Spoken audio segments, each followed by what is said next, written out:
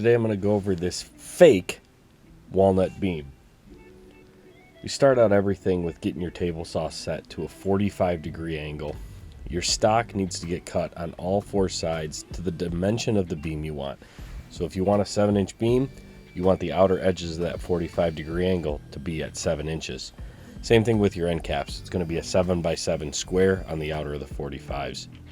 Once you have everything mitered, you're going to line everything up. Ends need to be flush. Everything should have been joined beforehand so that it butts up really nice at the corners of those miters. You would be surprised at how well masking tape is going to hold this all together. It's also going to serve as your clamps for the most part when we fold this. This is a process called folded box miter joinery. Miter box folded joinery. I can never get it right. Add glue to all the seams and then fold the box up, hence the folded miter box joinery.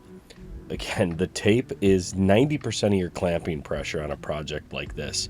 The advantages to a beam like this are you can get that natural, real wood look without the weight.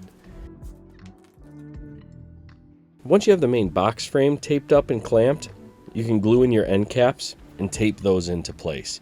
This seals that box in and really helps give you that real box beam while reducing all the weight of a traditional 7x7 beam.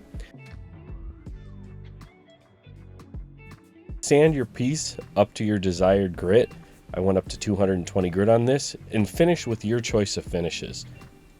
I finished this to match the table that I built here. If you want to check out that video, there'll be a link down below in the description to check that video out.